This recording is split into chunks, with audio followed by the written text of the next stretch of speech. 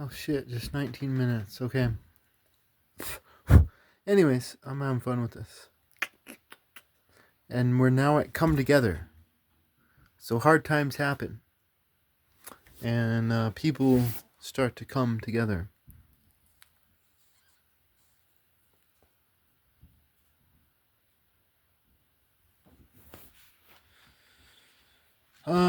Why do they come together? Why do they come together?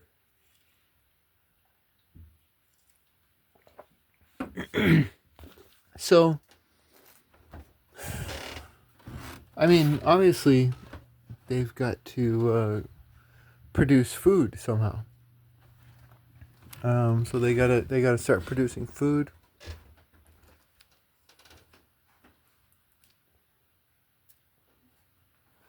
They obviously have to start building. Um, they could start scavenging. Uh, they could do so through sewage tunnels, and just from a sewage tunnel, they could dig into a building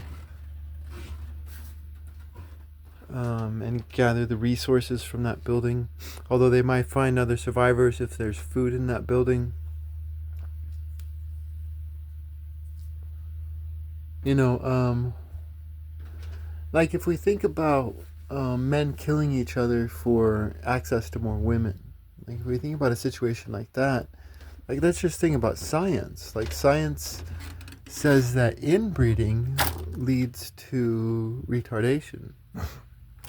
So the more inbreeding you have, that's bad for your society because we're talking about societies here, right?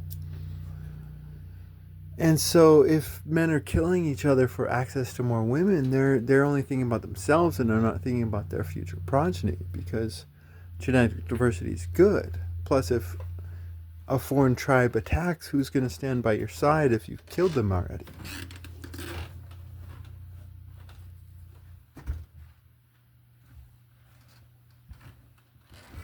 So we're technically talking about a healthy response versus an unhealthy response, right?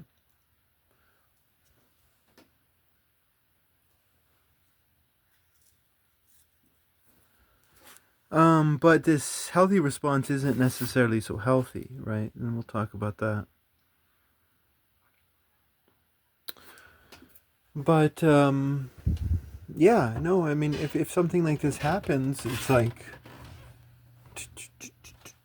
whether or not you believe in freedom, right? Whether or not you believe in freedom, you know, in times like this, again, we're talking about hard times.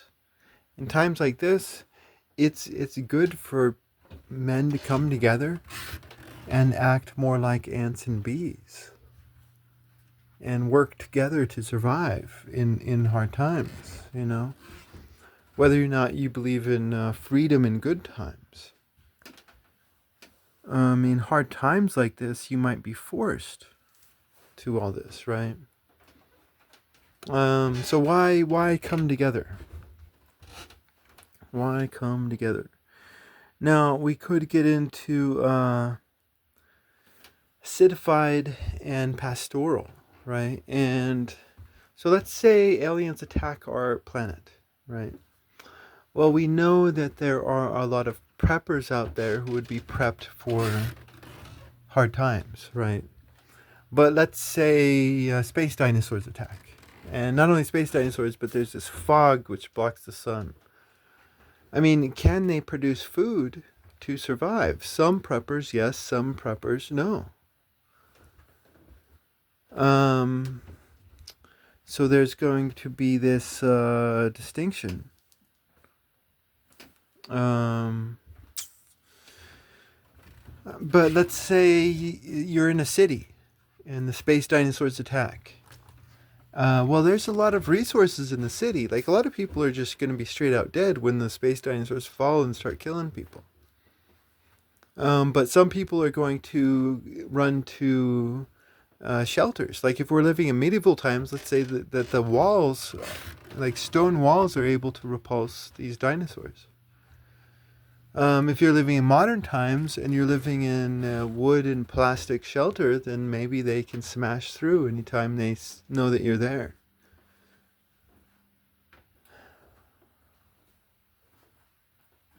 But in a city, they can use sewers and subways. Um, and a survivors are going to happen. But what are these survivors going to do, right? But let's say these survivors come together, right? Um, and fight together, right? Like, I think one thing we could talk about right now is like maybe One Piece. I've never actually read One Piece, but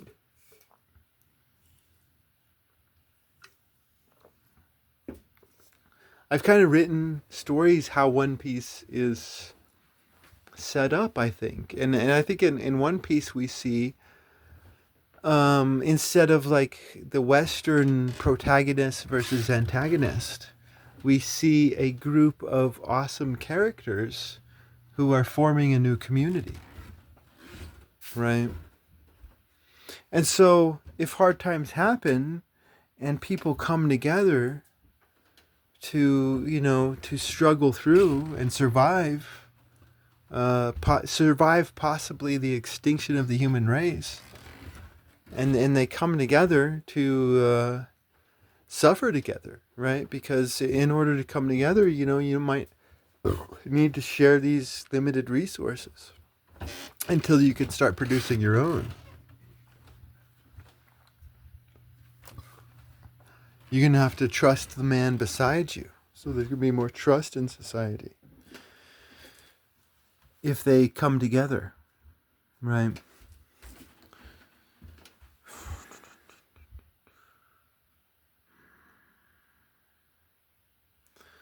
And so now we're talking about a city, right? So like you have a city that survives, or a pastoral community, right? So let's do that. That's blue again.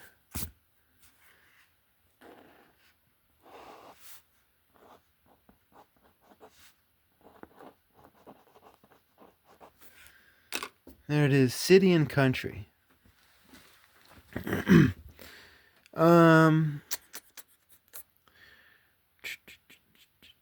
Now we're gonna go to city bad, city good. This diagram is not real. We were talking about video games. And I think we covered a lot of this already. But let's go to bad and good.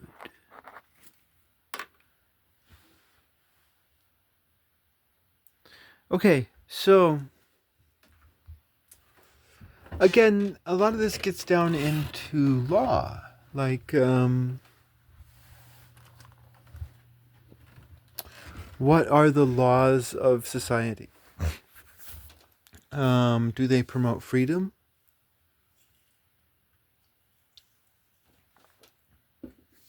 Or obedience and conformity? Right? And so you could see a dystopian society where they do come together, right? And that's why I earlier I talked about healthy versus unhealthy, but oh my god, some of this healthy stuff may not be so healthy.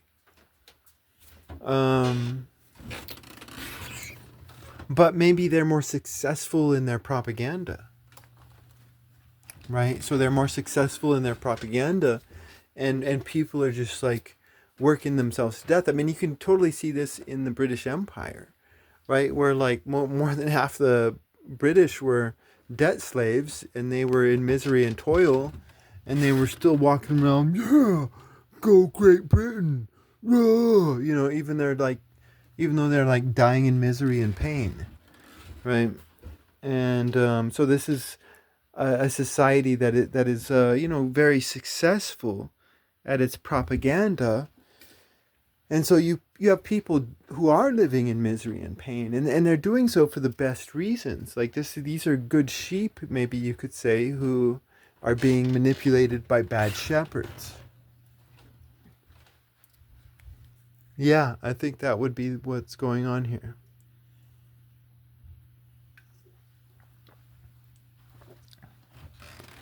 And so this is interesting, right? Because you have the healthy response, they come together, but OMG, it's not as great as it seems to be, right? But again, it's all about the laws, right? Like if we think about modern cities, right, we're not going to think about freedom. But what if you had a city, like, and I actually like cities. So if you had a city that's actually free, that would be cool, you know? Um, it's all about the laws of a city. The city itself is not bad. You know, if you had good laws in a free city, then um, this would be a good coming together, right? Um, I mean, we could talk about the early Roman Republic if we wanted to try to find an example in history. In the early Roman Republic, you had aristocrats and the other people, and actually, until the United States, all republics were aristocratic. The United States was the only, and one could argue that the United States may have always been democratic, right? Um, but yeah, no, the United States was, So anyway, so you have all these aristocrats, but within this early Roman Republic system, you had all these aristocrats who were competing against each other, right? They were competing against each other for virtue. Like, who's the fucking most virtuous Roman? Me. I'm fucking most virtuous Roman. And so, but then the Romans met the Greeks, and the Romans became corrupted, right? And so this would be an example, I think, of a good city versus a bad city, right? The bad city is the Romans corrupted by the Greeks, where the Roman peoples were living under these so-called free laws, even though they were slaves to the elite.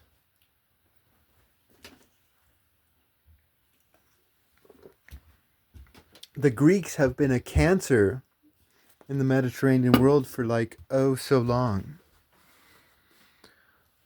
But the gods love you guys. They do. I don't understand it.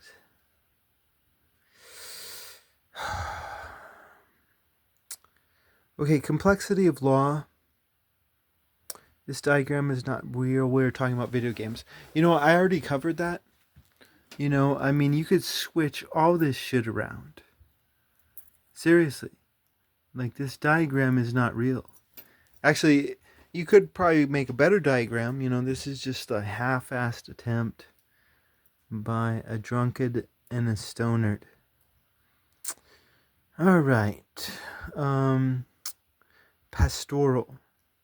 Modern underground bunker. Pervert, not a pervert. Okay, so I mean, that's pretty self-explanatory, right? I mean, you could have some guy like living in modern times, and he wants to build an underground bunker, right?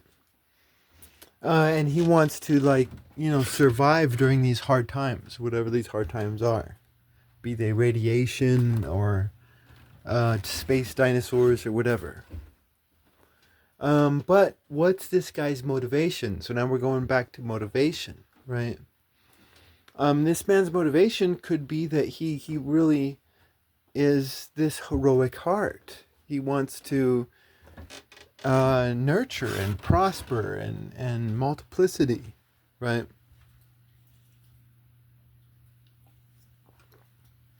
But you could have a guy who realizes that access to food means access to vagina, right?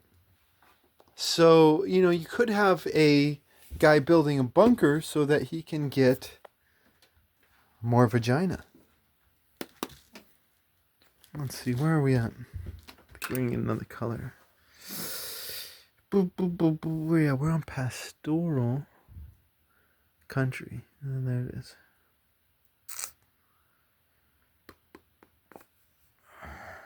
Pervert, not a pervert. There we go. Let's get a color.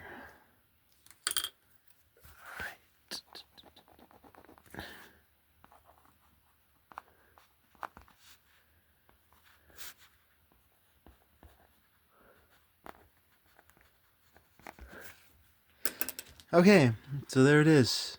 Country. Pervert, not a pervert.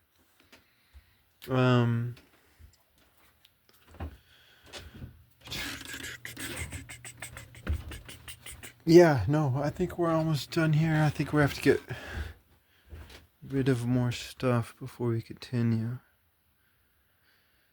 I don't know. Maybe we're done. And let's just say we're done. Complexity of man, we are all pervert and not pervert. Okay, so what I'm talking about here is that, I think I've brought a lot of complexity into human society, but we're talking about society here. This whole time we're talking about society. But at one point in time, I talked about what are the different characters within any of these different algorithms. You could have so many different characters. And it's if you want to bring even more complexity, is that each individual person is a free man and a tyrant, to one degree or another, in one way or another. Each man is loving and hateful to one degree or another. And so that flips this whole fucking diagram on its head. Like, fuck this diagram. Because, I think at the end of the day, there's this simplicity. Come together or fall apart. There's this beautiful simplicity to the human heart, but,